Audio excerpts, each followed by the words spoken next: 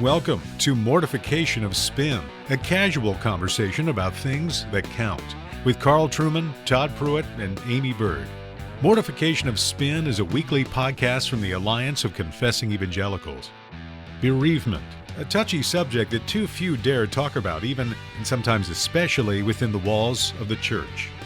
Today's guest, Nancy Guthrie, shares some of her thoughts on the Christian's response to suffering and grief. Keep listening after the conversation to find out how you can download a free audio message from the Alliance of Confessing Evangelicals.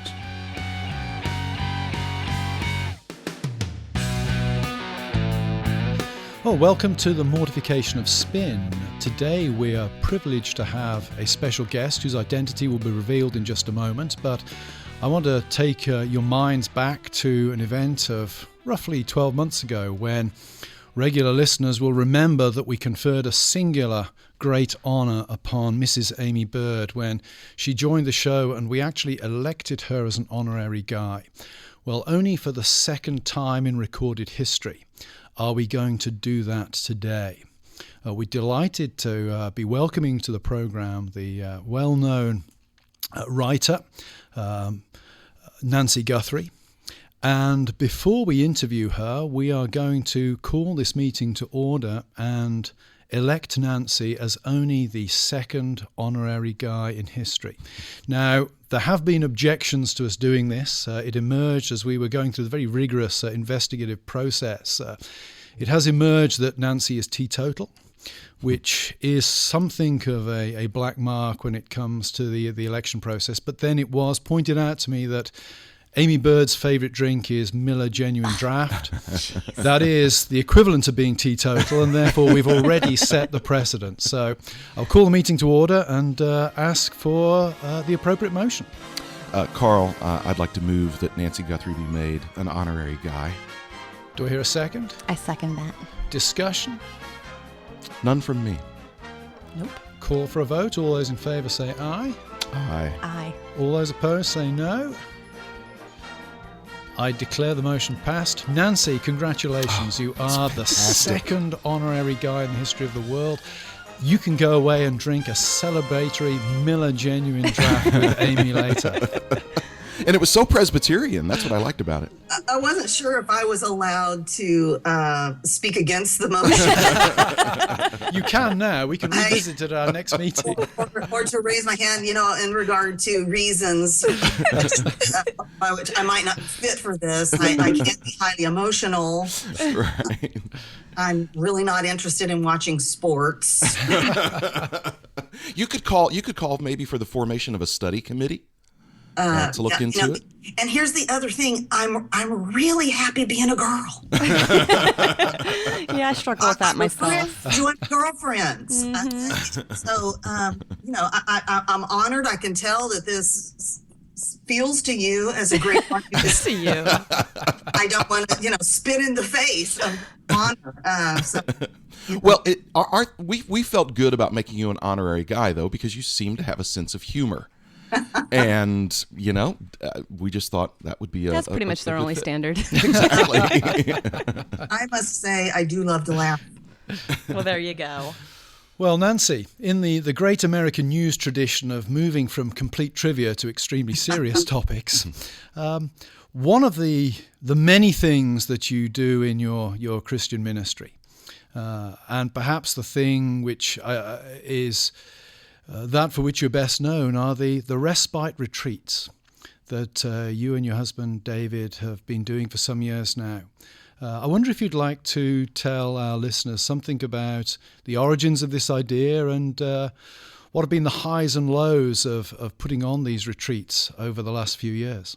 Yeah, I'm not sure I'm so well known for them. It's one of those ministries that is incredibly small, but at the same time, incredibly big and significant, at least I believe. David and I, my husband David and I, we have a son, Matt, who's in college, and we also had two children, a daughter, Hope, and a son, Gabriel, who each lived 6 months. And so our experience of going through the loss of two children, as you might imagine, was very significant in our lives. And in many ways, it was my writing out of that experience, but probably in a deeper way, my searching the scriptures to make sense of that experience, out of which my writing began. That really significantly changed the course of my life and our lives, really. And so I did write a number of books out of our experience with losing Hope and Gabriel, who, by the way, Gabe died 13 years ago today. And so after I wrote these books, there were lots of people who would get in touch with us who were going through the loss of a child, and I began to do lots of just interacting with grieving people, either where I was speaking or people calling me or writing me. And one time about 5 years ago, this couple from Louisiana wrote me. They said, we're going to be in Nashville and we would love to get together with you and David and to talk about this. And so we met them at a restaurant, same restaurant I ate with you, Carl. I remember. You were here once in Nashville. Yeah. And when we left the restaurant, we had a really sweet time with them. And one thing that was David and I had begun to see, and it was so clear on that interaction, was the difference between when I interact with a grieving mother and when it's couple with couple. Because with grief, we all have an individual aspect to getting through the grief. But in something like losing a child, there's the family and the couple and the marriage. It has its own identity of how are we going to get through this grief. And couples struggle to grieve individually and yet together.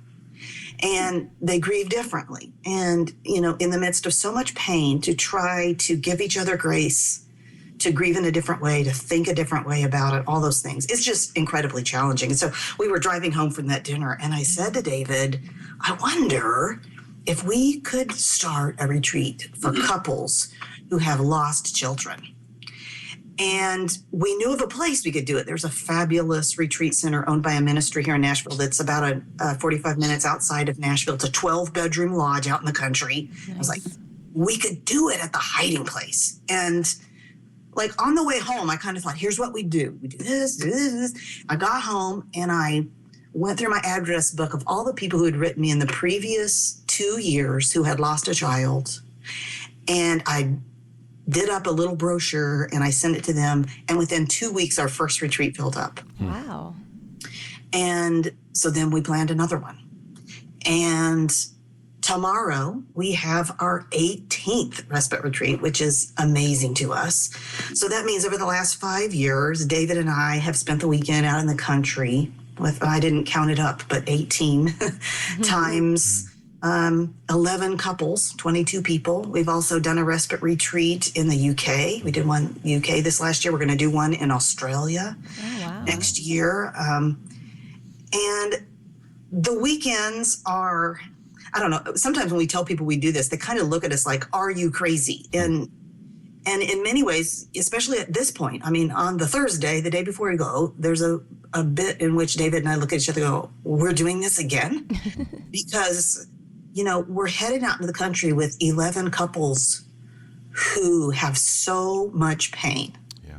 And so we stand inside the retreat center and these couples walk in and they are weighted down with sorrow. And, some of them, one of them wants to be there and the other one doesn't. In fact, one retreat, we have a guy walk in and go, I really don't want to be here. As he should. And we're like, we get that, David and I often talk about the fact, if there was something like this when we lost a child, we never would have gone. Oh, wow. That will be weird. And miserable. We won't like how they lead it. We don't like the other people. We don't want to talk about this with other people. So we totally get that. And so the fact that people trust us and come from all over the country, even from outside the country, to come to the retreats amazes us. But it speaks to the need and the desperation, in a sense, for help and the desire for godly help. There's lots of support groups for people going through grief. But unless Christ is at the center, it's just empty coping. Yeah. Right. And so they're looking for something to how do they deal with even their frustration and perhaps anger toward God? Right. And so they walk in the door, they're loaded down with grief. And So over the weekend, we share their stories with each other. And honestly, by the time we finish that, every couple has shared about their child and their loss. They're already beginning to go from strangers to intimate friends. And they look across the room and they hear what someone else says about what they've thought and felt. And they think, I'm not crazy. I'm not the only one who's felt that way. Especially the dads, because women tend to more readily process their grief by talking with other women, but dads don't. And the men don't have many men friends that they can really talk to about their grief. And so they get there. They're the ones who generally don't want to come. And yet they get there, and it is such a relief to them to see tears on another dad's face. And to hear another dad just say, I miss my son. Yeah. And, you know, we talked before we started going from that I love to laugh. And you know, the other thing is it's a sweet thing to get to share tears with people. And so we share a lot of tears over the weekend, but we also do laugh. I mean, some of these couples haven't laughed out loud since their child died. Yeah. And by the time we get to Saturday night, they're comfortable enough with each other, and it's been a pretty rigorous emotional day. They feel safe to laugh with each other. I mean, just so you know, I mean, couples who've lost a child, one of the reasons they don't want to laugh out loud in front of people who haven't lost a child is they have a fear that you may think they're over it when they're not over it yet. But worse than that, they have a fear that you may think they didn't really love their child if they could already be laughing. Oh, goodness. I've heard you talk before, Nancy, about how joy and sorrow can coexist. Yeah. And you never truly knew that until you had lost a child and been so overwhelmed with grief. That's something my husband says a lot, and it is so profoundly true. It's not something you anticipate. And, you know, I imagine many of your listeners, even if they're listening, if they have lost a child, they're relating. If they haven't lost a child but know someone who has, they're thinking, oh, my goodness, you know, how can I be a good friend to someone who's lost a child? And to be a friend to someone who's lost a child, to be a safe person, to both be willing to cry and laugh with that person so that you could laugh. And I mean, because sometimes in the midst of sorrow, you need a vacation from it. I mean, you just need a break. Yeah. And it feels really good to laugh. And if you've got someone you can do that with, that they, you know, one, won't think that now you're fixed and over it. And number two, won't think it means that you didn't love your child. What a great friend. Yeah. Right. So getting back to the weekend, so we do that on Saturday night. On Sunday morning is really a key time as I talk through 5 statements of Jesus that help us to hear Jesus in the midst of our sorrow and the implications they have for couples who are grieving loss of a child. Statements Jesus made, like in the Garden of Gethsemane, that I am overwhelmed with sorrow to the point of death. Could you not watch with me 1 hour?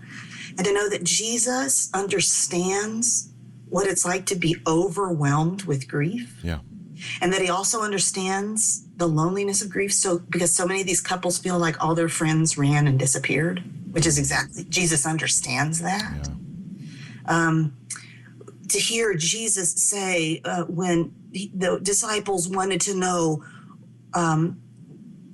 about the man who was born blind from birth. And you remember their question, who sinned? They're looking at, you know, who do we blame for this? Why did this happen? And Jesus doesn't answer with an answer to why it happens. He answers to his purpose in it, which is that the work of God might be displayed in your life. And so to talk to them about how God wants to put his glory on display in their life, not through the miraculous healing that they had prayed for their child, but that actually God would be doing a work in them of healing and restored joy and peace and acceptance, and that his glory at work in their character in the interior of their lives would radiate, that the world would see it. But probably the most significant statement in that setting is when I talk about Jesus' statement to John when he was on the island of Patmos, and Jesus says to John, don't be afraid. I'm the first and the last. I died. I'm living forevermore. But then he says this. He says, I hold the keys to death and Hades, or death and the grave. And, all these couples are sitting in the room and they have in their pockets the key to their room and this little lodge. And I ask them, so what does it mean that you hold the keys to your room? It means that you control access. Nobody goes through that door unless you open that door. And Jesus is saying, I hold the keys to death. And the implications of that is, it's one thing to say that when you're speaking to a big room and, there are lots of different needs. I tell you what, on that Sunday morning when we sit and we say that to that circle of 24 people, and there are couples whose, sons hung themselves in their dorm room or drowned in the bathtub or overdosed on drugs or died before they were born or were killed by a drunk driver, and to suggest that Jesus is the one who opened that door. Right. And that their child lived exactly the number of days that he intended. And it didn't catch him by accident, by surprise.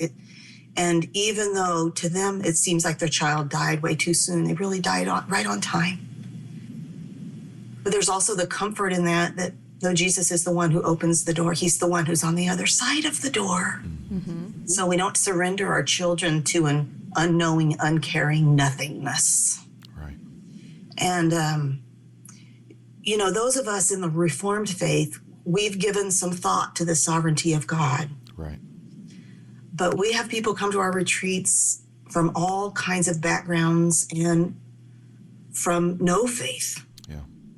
And to grapple with the sovereignty of God in context with the death of their child is very significant.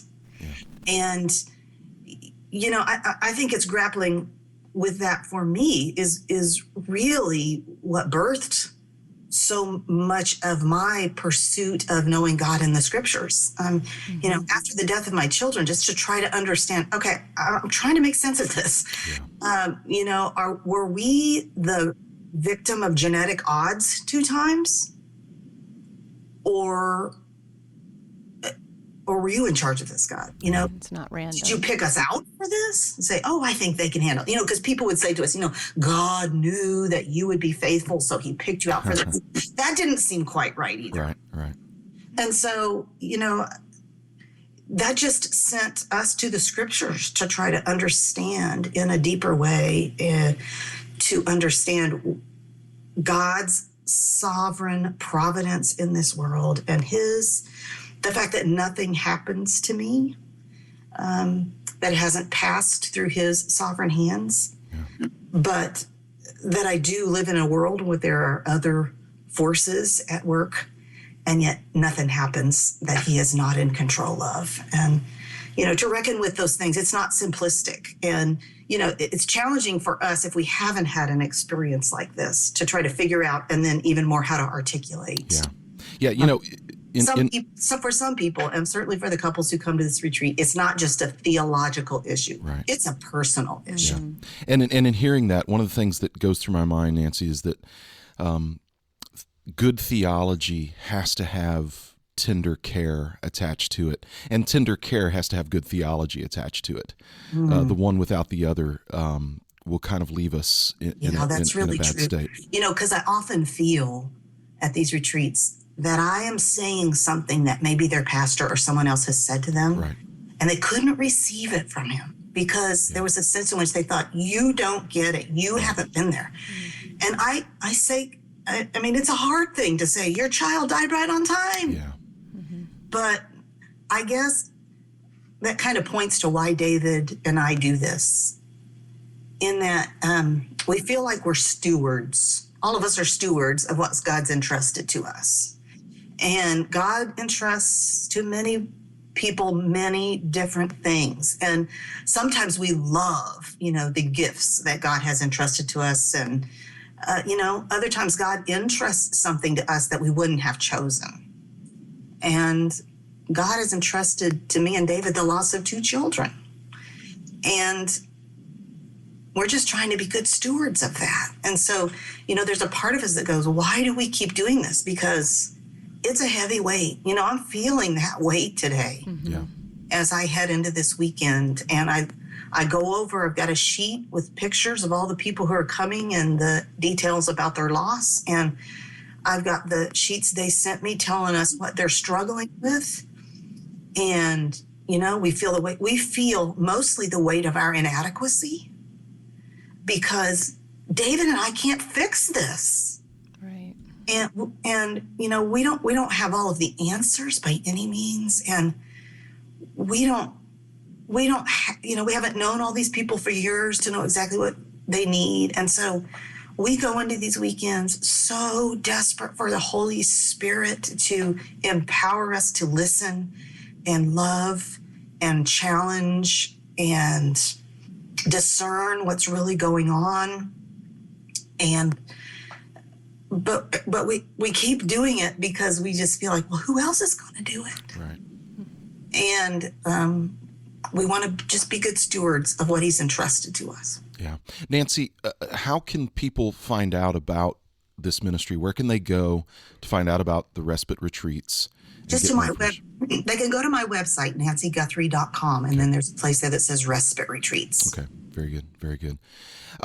Obviously, as you were sharing about that, one of the key themes is that your loss drove you more and more to the scriptures. And of course, the Lord's given you a ministry of writing, which you have written several very helpful things about suffering and having hope. But you've also written lots of other books and Bible studies. You've done a series of wonderful books on Jesus in the Old Testament, which I would encourage people to check out. But just hearing you kind of unfold this, as I've thought about just the number of books you've written just on the study of the Scripture, what I hear in your story is what drove you there to begin with was the struggle through the grief of loss. Yes, and I think it was actually that search that led me to the place where I discovered biblical theology and seeing Christ in all the scriptures that then birthed the rest of it. Because, when you're searching for the question, why did this happen? There are lots of things we quickly become very philosophical about that. But ultimately, the biggest answer, the most significant answer that changed my paradigm about it and my own search for answers was Genesis 3. Ultimately, if I want to know why David and I both have a recessive gene trait, so that whenever we have a child, that child would have a 25% chance of having a fatal syndrome, it's because the curse has infiltrated all of creation, even our genetic code. And so why did this happen? Because of the curse. Yeah. And so that kind of answers the question, why? So then where is the hope in that? Yeah. And the hope is also in Genesis 3. Exactly. That there is one who's going to come and he's going to suffer. So thank you for that right at the very beginning, to know my Savior is going to suffer and understand my suffering. His heel's going to be bruised. He's going to suffer. But he's also going to be victorious. Yeah. And he's going to defeat the one who brought all of this suffering into the world. And so if I'm looking for hope, then I trace it through the Bible, the hope that is presented in the scriptures. It's not a psychological hope. It's not a temporary hope. It's not just a mere coping with this life hope. Hope in the scriptures is centered in a person. Right. The person of Christ. And so throughout the scriptures, we see this hope. And the whole point of it, we see the trajectory from Genesis 3 that he's going to come and he's going to deal with death. He came to defeat the devil. He came to free those who were slaves to the fear of death. And so he's going to come and accomplish that. And so you and I are living in that period of time now when we're experiencing the first fruits of what he accomplished on the cross, because we have the first fruits of that life that doesn't end. And yet we still live in bodies that die, and we still live in a world in which people we love die. But God is not finished. I mean, his redeeming plan for his world is that Jesus is going to come again. And when he comes again, death will be gone for good. I mean, that's the hope presented to us. In Revelation 21, when there'll be no more death, no more curse, no more tears. And so people can, look for coping mechanisms for grief. And, you hear all of this focus on the steps of grief and all of that kind of thing. But, I think the hope we have for grieving people, for all people, is found in a solid sense of understanding the biblical story and God's plan of redeeming all things through Christ. That's what helps us make sense of suffering. It's what's helped me make sense of suffering. And so then the books you're talking about in terms of the Seeing Jesus in the Old Testament series that I've done, that 5-book series, I suppose in many ways they have been birthed out of that. Wow. Well, I tell you what, Nancy, I have this list of questions that I wanted to ask you, and they all seem so stupid now after listening to you. I could just listen to you all day. So I'm really sad that we have to wrap this up now, because I almost want to go to the weekend retreat myself.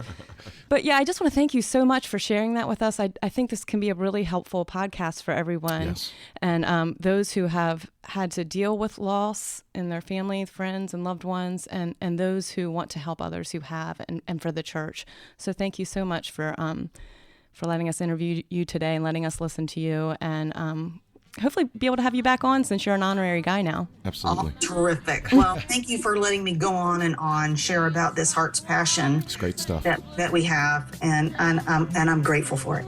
Thanks, Nancy. We sang every song that Javi knew. Freedom is just another word for nothing left to lose. Nothing.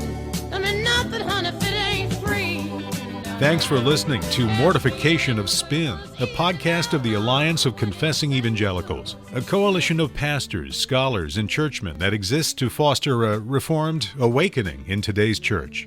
Head over to mortificationofspin.org to download the audio message, The Cross and Suffering from Ligon Duncan. While you're there, don't forget to check out the Mortification of Spin blog for more from Amy, Todd, and Carl. Tune in next week to hear the team talk About City Church in San Francisco, at one time considered one of the largest evangelical churches in the San Francisco area. They have just released a letter saying that they're going to be an open and affirming church in regard to homosexuality. Join us for that discussion, and thanks for listening.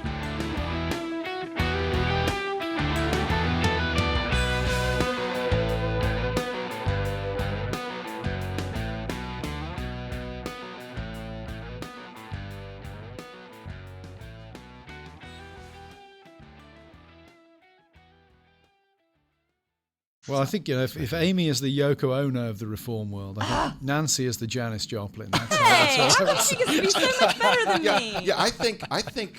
Give me MGD and Yoko Ono. Yeah, I think that. I demand better treatment. Yeah, Amy is far more likely to succumb to addiction than I think Nancy is. So, No, I just have different addictions. I'm getting the nunchucks out.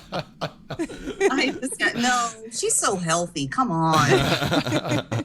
We know the darker side of her, Nancy. There's this clean public image. There is no dark side. Thank you, Nancy. Nancy, thanks for the time, and thanks for your ministry.